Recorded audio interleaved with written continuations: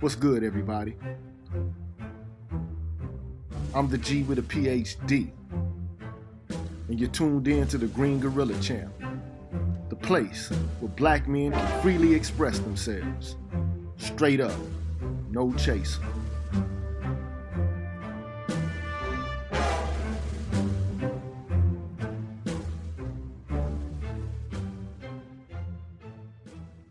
What's good, everybody? It's a Saturday morning, and I want to welcome you to the Green Gorilla Channel. I'm the G with a PhD.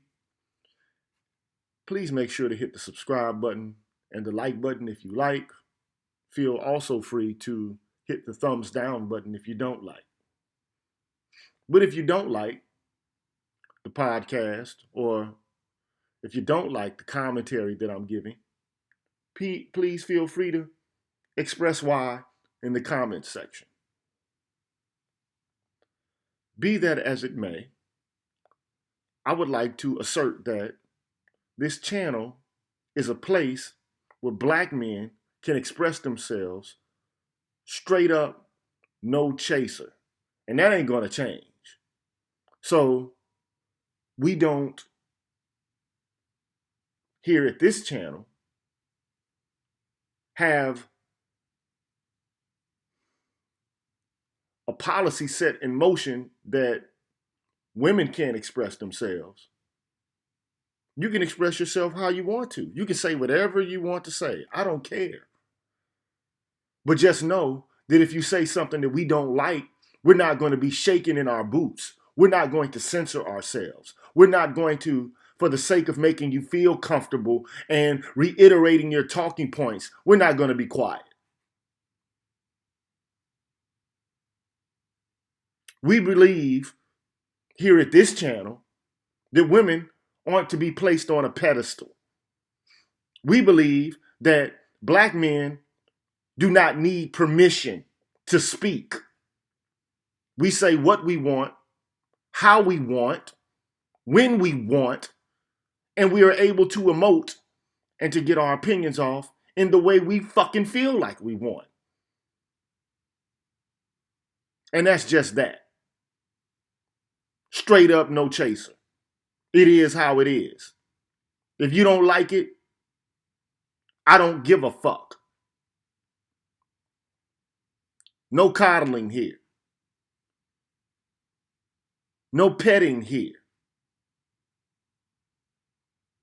Because it's long overdue. It's time for a change in the dialogue and the way the dialogue takes place. No coddling here. And we're not looking for your approval either. I'm not looking for your adoration. Hopefully, if the arguments I make are rational and they're sound arguments that I'm making, meaning that they're logically coherent and they make sense, that maybe you might accept them, but you're not required to do so. But we're of the opinion, and I'm of the opinion, that there needs to be many voices in the public sphere in order to weigh in on matters so that when decision-making time actually comes, that a wide variety of voices can be heard such that the decision that is made can take all of that intel, as it were, all of the information can be tabulated so that a decision-making process isn't lopsided. That's what we're doing here. So having got that out of the way, I would like to now talk about and discuss an article that I came across early this morning. And I knew when I saw it, immediately I had to weigh in on it. The article is written by a woman named Georgina Dukes. It was published May 11th, 2020 at 10:52 a.m. The title of the article is "When My Beautiful Black Boy Grows from Cute to a Threat." The article is published on a site entitled or named All Mom Does. All Mom Does. So let me just jump into this article and I'll give my analysis as I see fit as I go through it. It's a very short article. I don't think I need to spend a lot of time with this, but I don't know. I don't know how much time I'm going to have to spend with it. Probably not a lot of time, but we'll just see how it goes. Because I do all of this off the cuff. There's no staging with most of this. I'm just giving my knee-jerk reaction to a lot of what I see. And I'm hoping that my well-rounded education would give me some insight into these matters from a black male perspective. Anyway, let's move right into the article, shall we? So when her beautiful black boy grows from cute to a threat. Let's see what a woman has to say about this. She says, I'm the mother of a brilliant 8-year-old boy. His name is Romeo, and I love him very much. He has this beautiful dark curly hair that always smells like coconut. When he smiles, his sweet little eyes disappear in his cheeks, and his smile becomes so contagious that you can't help but smile back at him. When we are out and about, I constantly get compliments about how cute and adorable my Romeo is. But soon, those cute compliments will fade, and none of the aforementioned will matter, because he is black. I think she's right there. I think she's exactly right there. Those cute compliments are going to fade, and none of it will matter. And it won't matter because, yes, he is black. Let's move on. Raising a black boy is a scary blessing.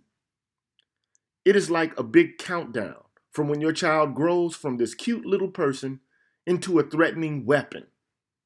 Even though my black baby boy may hate violence, may not believe in carrying weapons or even fighting, the sheer amount of melanin in his skin will make him a threat in a short amount of time.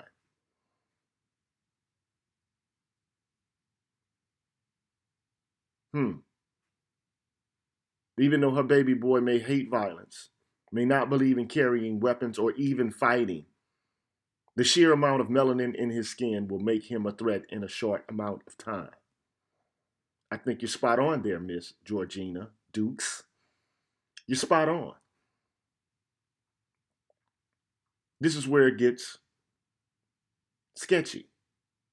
I wish time would slow down. Now that's a woman speaking because she wants to protect her boy. She wants to protect her son. She wants to have her little boy stay stuck in a catatonic state of curly haired coconut sweetness.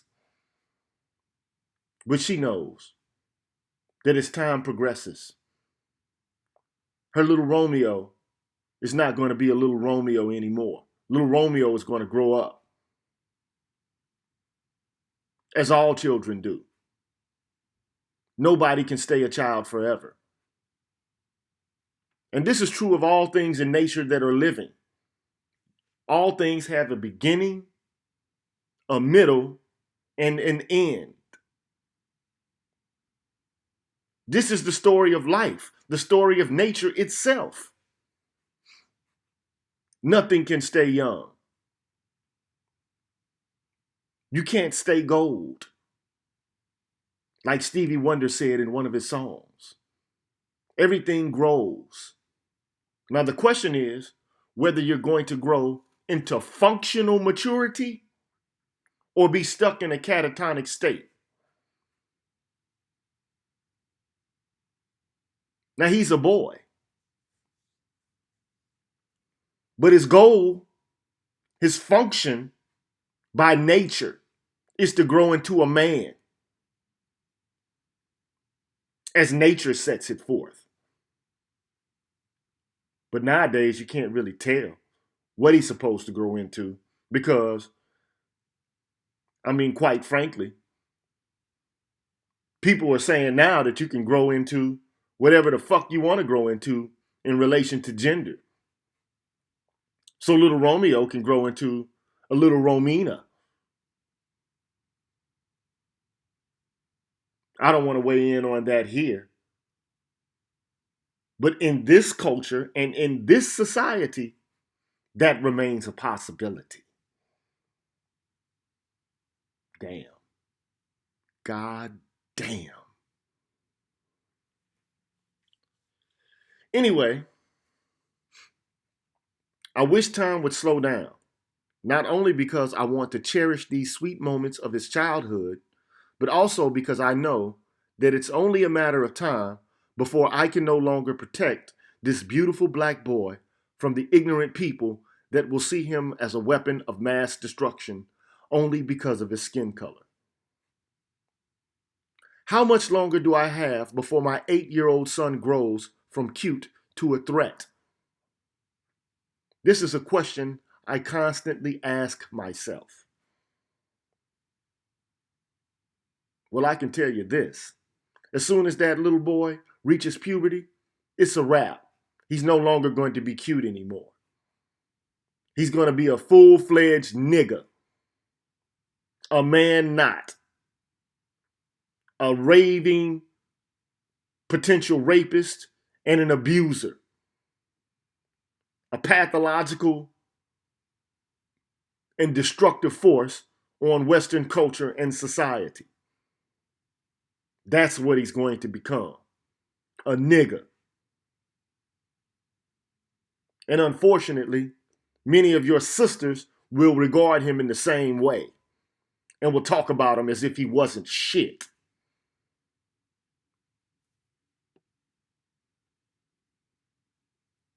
She says, maybe 20 years? No, that can't be right because Ahmaud Arbery was an unarmed black boy killed at the age of 24 for just going on a daily job. Let me back that up. Maybe 20 years? No, that can't be right because Ahmaud Arbery was an unarmed black boy killed at the age of 24 just going on a daily job. What the fuck makes you think that that 24-year-old was a boy? Huh? Miss Dukes, why do you consider this fucking grown-ass man in relation to the law? He became an adult when he was 18 years old legally. What the fuck are you doing calling this man a boy?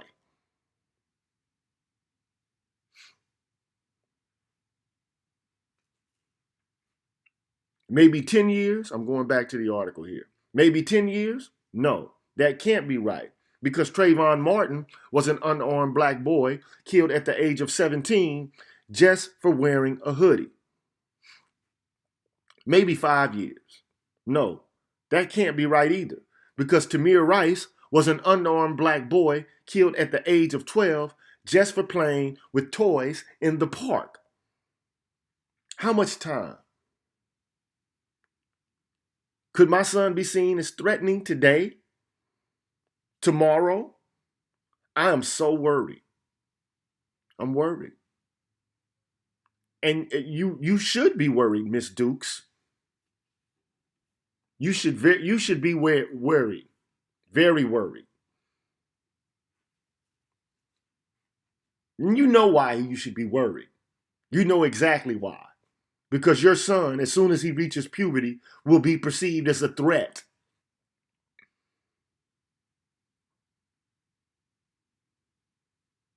He will be perceived as a threat.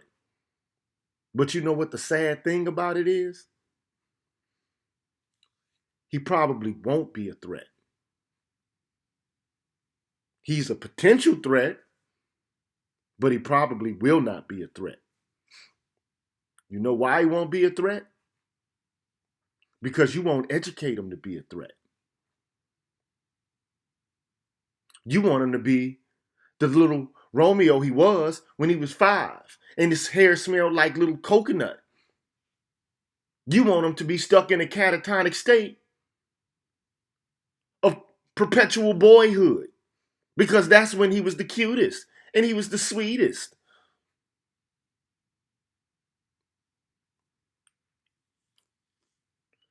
People talk about all the time the pathology associated with being a tyrannical man. But we also need to be able to talk about the pathology associated with being a smothering, tyrannical mother. At some point, you got to let the boy be cut off from the teat. Yes, he has to be cut off from the teat, the tit, and assume his role as a man in the community. But in all likelihood, he won't be able to do that. He won't have that kind of functionality because he won't be trained to be a man. He won't come into his own as a man. He'll have to fumble around and stumble around trying to figure all the shit out by himself because his mom wants him to stay stuck in a perpetual state of boyhood when he was at his sweetest and his most innocent. So she's worried, and she has very much to be worried about. She says, worried that I won't be able to protect him from those that fear him. Worried that he will be the next hashtag of an unarmed black boy dead due to a white person's fear and ignorance.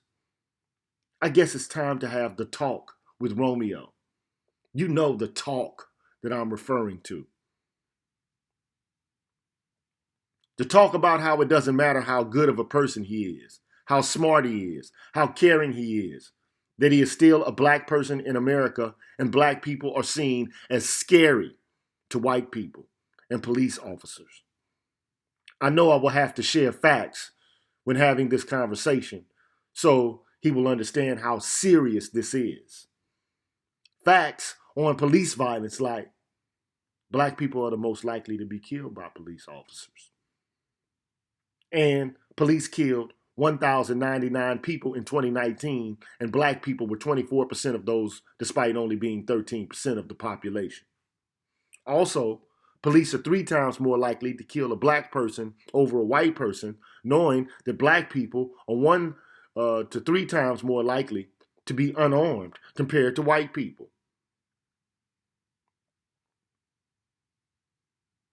I misstated in that, so let me read that one last fact again.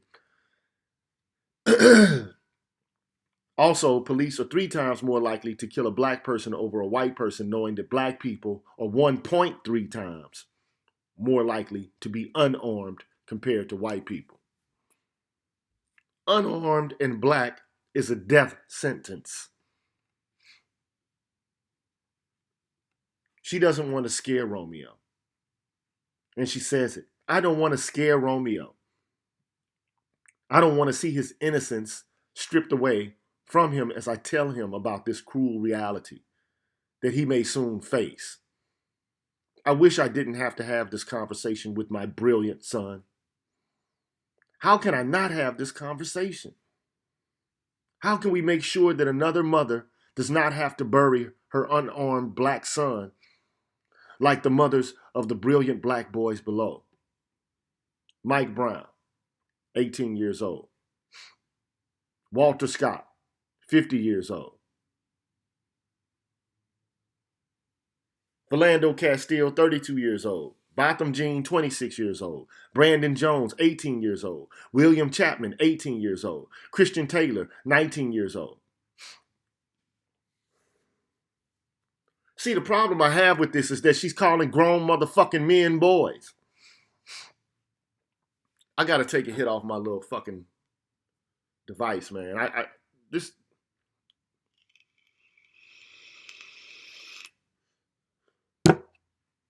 I got the smoke after hearing this shit. I mean, think about it. Think about who she's including in the list of boys. Walter Scott, 50 years old. Philando Castile, 32 years old. Everybody on this fucking list is a grown man. But she's referring to them as boys. I find that problematic.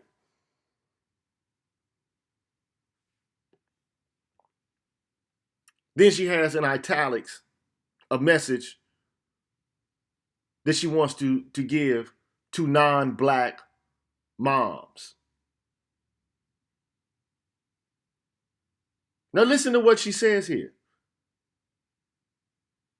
And ask me after I list what she asks of these non-black moms. Is she going to get the answers that she wants to hear? To the non-black mom, can you raise your child not to fear my son's black skin? Oh, fuck. Oh, shit. Can you become an advocate and stand with mothers of black sons to fight for justice? Shit, man. We need you as allies. We need you to pull up and be an activist when we are too. We show up for you being feminists and advocating women's rights. Now's the time that I need you to show up for us. You see, here it is. This is the shit right here that is the naivety of black women associated with feminism. You think these white women as a whole are going to teach their children to be non-judgmental of black people? You're the very same people who, for the most part, by and large, condemn white feminists for being racist, right? And not being inclusive, right? And they also, although they recruit you all, are they really doing you a solid? That's something you're going to have to ask of yourselves in your own community. I don't think so. I don't think they could give two fucks about you all. I think they use you all. And you buy into it hook, line, and sinker with all of its purported attempts to usher in freedom and justice. And even the white women may be sincere. But let's just face it. Most white women are not feminists. They're not.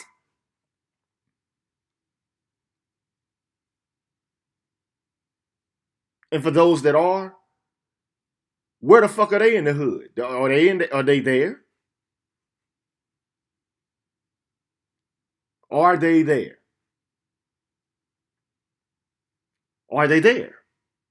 Or do they still live in their own isolated communities? Do they still marginalize us and teach us, well, not teach us, but treat us as the abject, the other, because it's conditioned in them?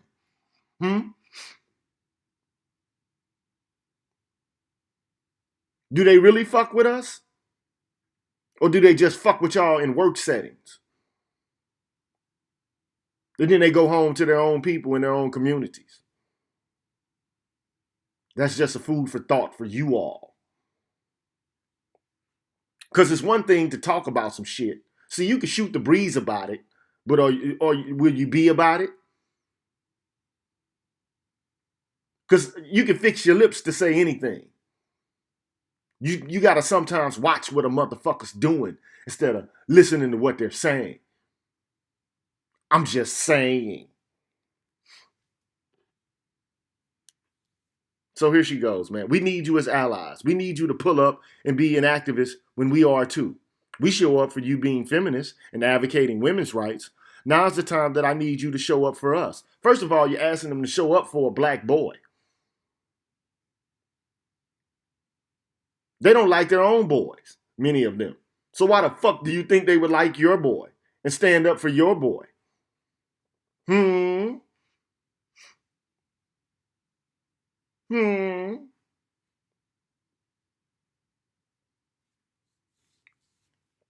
Every last one of those men that killed an unarmed black boy was raised by a mother. I wish that mother had the opportunity to read this post when her child was young. I need you to go beyond sharing posts on social media. We need your votes. Your votes? You can't vote your way out of this shit.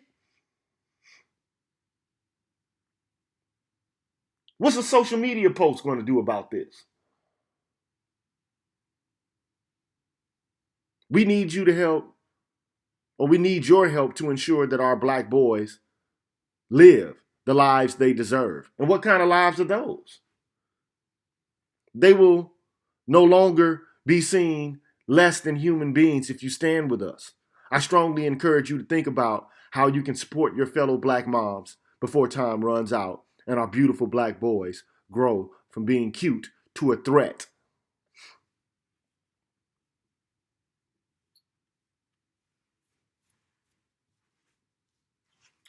Let me just say this here, and I'm not trying to be facetious, and I'm not trying to be sarcastic, but are you fucking serious, Georgina?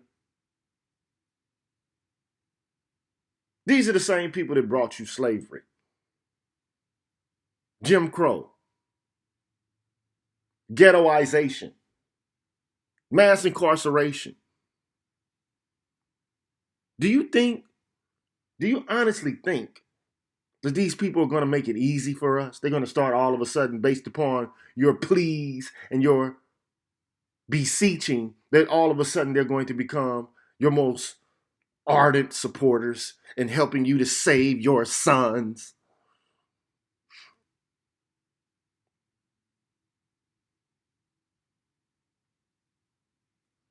See, this is the problem we have. I think that a lot of black women are disconnected from reality. You're teaching your sons to become citizens in a country where you really can't be the kind of citizen that you want them or imagine them to be, or having the potential to be.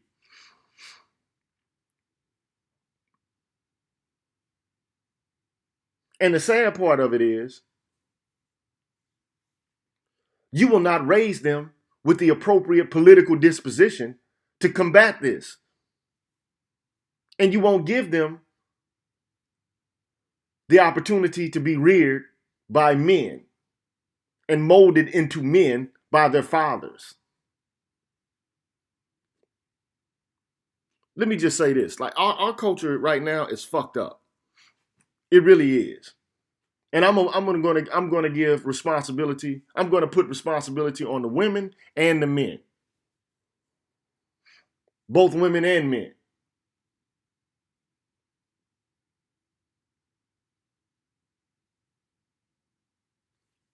Women, black women, need to be teaching their sons or encouraging their sons up until the point where they're like about 8 or 9 years old. They need to be teaching them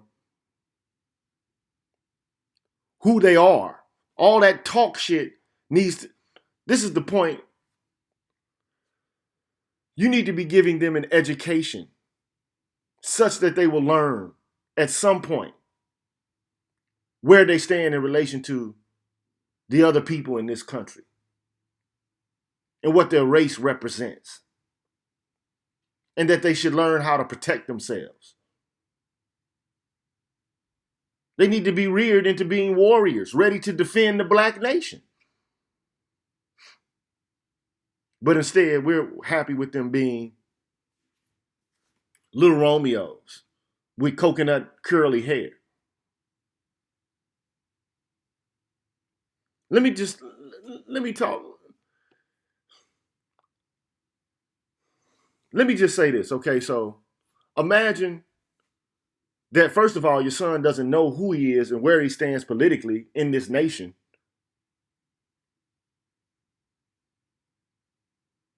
He won't even have the knowledge that he should resist or defend.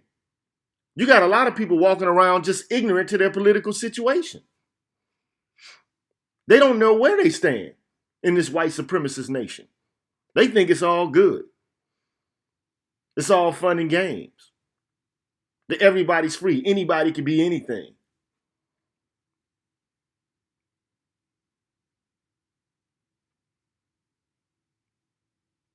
Let me just make a comparison, right? About what women who are conscious know about boys and what boys should be doing when they reach a certain age. They really should be going off with men and learning how to become soldiers and warriors.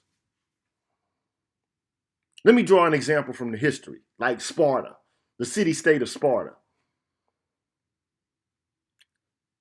So up until they were like 7, 8 years old, well, 7 years old, Spartan children were placed in a military-style education program at the age of 7.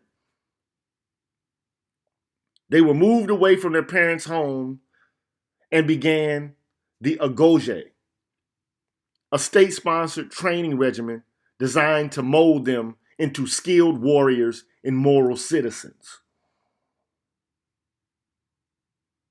And guess who they were trained by? Men.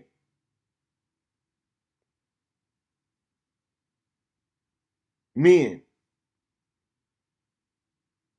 We don't see any value in that. We hate men. We think men are the locus of problems.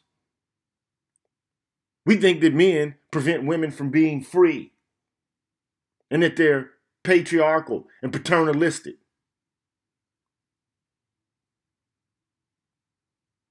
I don't know, like, how long will this last? Men are a valuable resource, but men aren't being educated on how to become men. There is no rites of passage, no nothing. And black women are the ones who could teach black boys at the earliest, most formative ages that they need to go off with these men and learn how to be warriors and protect their nation. And by the way, if you have any reservations about how Sparta was, because a lot of people like to refer to Greeks as like gay and shit like that, even though they were gay, they weren't under the illusion that they weren't men. But Spartans weren't gay.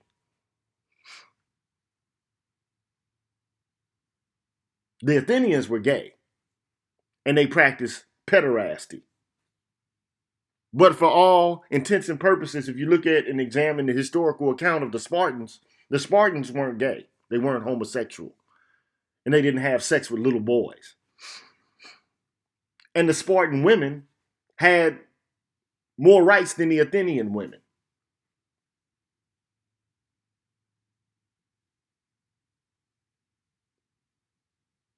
The mother is the first teacher. The men can become a line of defense. The men should be a threat.